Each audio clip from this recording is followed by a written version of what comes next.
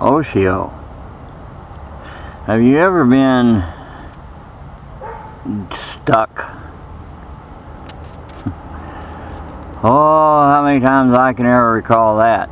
There's been times I had a vehicle stuck in the mud or in the snow, you know, in a rut, you know. There are times that I literally had my foot stuck in the mud and tried to pull my foot out, and when I managed to get it done,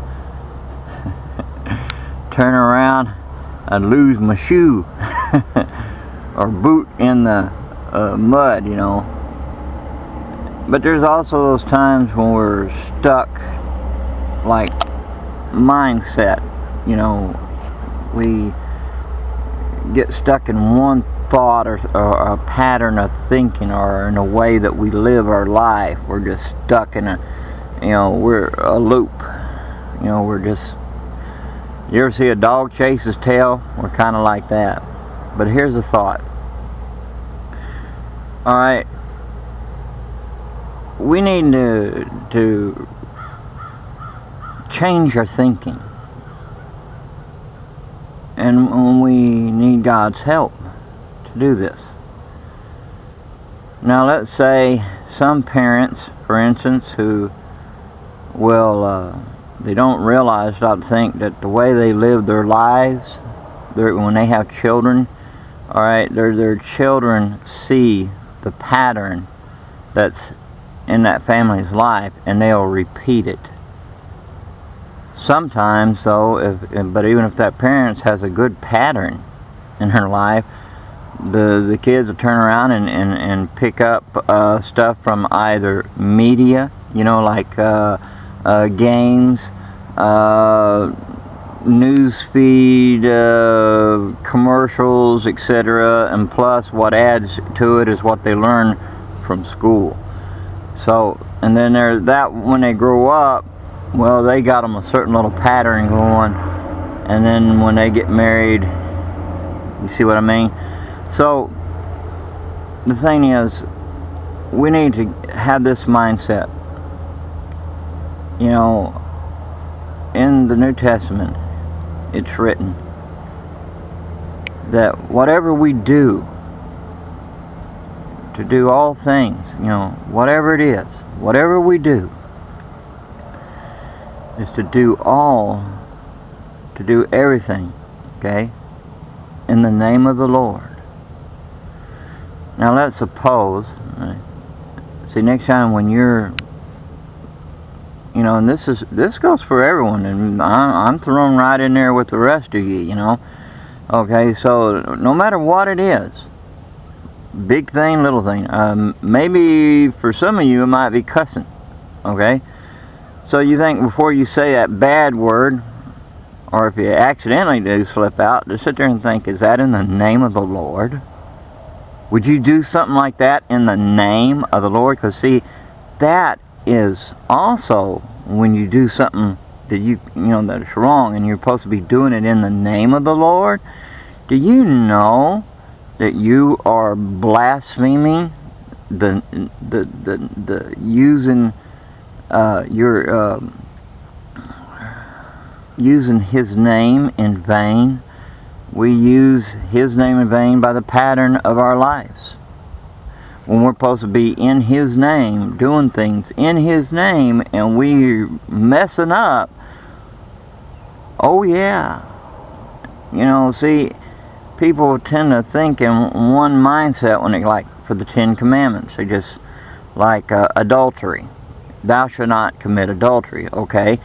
Well, you know, everyone thinks that is action alone. No, sir. If you lust, depending on if you're a man or a woman, you know, if you're lusting after another man, if you're a woman, or a woman lusting after, if you're a woman lusting after another man, or if you're a man lusting after another woman, okay, in your heart, you know, like, oh yeah, baby, oh yeah, and all this. Well, what have you done? You've committed adultery in your heart. It was the same as doing. You know, a lot of times, I didn't do it. I just, you know, the thought had come across my mind, but then you did it. You're guilty. Jesus said it. You gonna call Jesus a liar? He said it. He elaborated further. You know, it's not, when you read the commandments, for instance, it's more than what you just, you know, you have a certain mindset. And that's the way you think of it. It's just only in an action alone. Like murder. A lot of you, a lot of us had been guilty. Either some are still guilty or at one point or another had been guilty of murder. You are murderers. Some of you, and some of you have at one time, past tense, murdered. But I didn't ever kill anybody. I ain't never shot anybody. I ain't never stabbed anybody. Well, have you ever hated somebody in your heart? Oh, you are a murderer.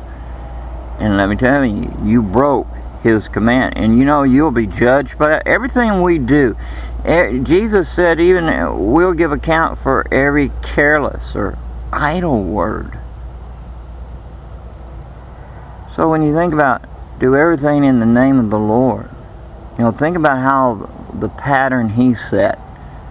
He set a very good pattern. You know, see, God did not leave us without a pattern. And He's the eternal Creator, the Father. Aye, that's right. You think about it. So, I just want to give you something to think about, alright? So what I'm telling you applies for me. And we need to think about what we do in our actions, in our speech, everything. People, you know, when you read the scriptures, whether it's in the New Testament or Old Testament, and the things, the patterns, the good and right patterns we are giving, and those great men of God who have preached and wrote it down, and we have it in our Bible, alright, a pattern of good ways of thinking and speaking and doing. See, a lot of people tend to want to argue and try to say, well, that doesn't mean this and that. Like, you need to rethink your thinking.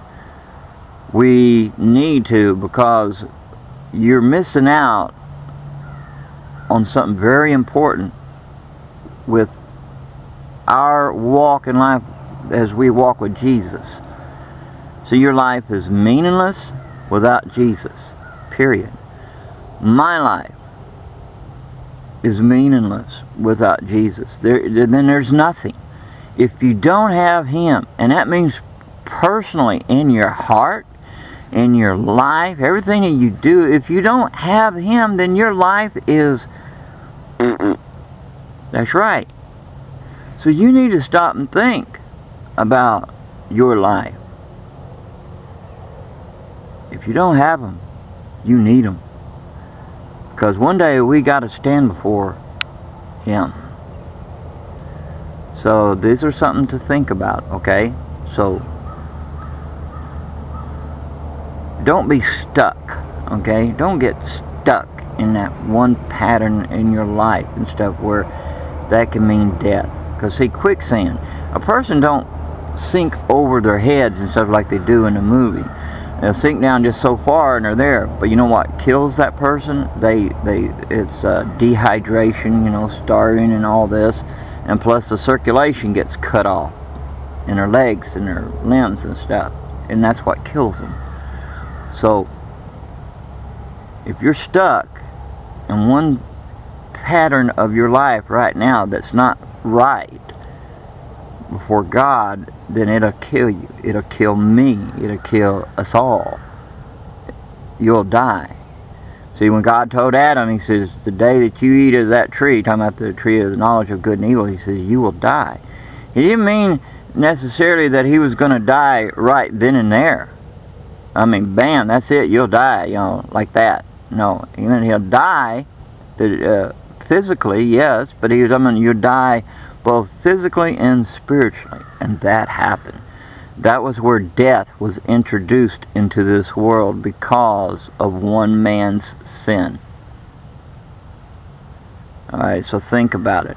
So one person can affect others. You can affect your family, your friends, other people by your life. One person.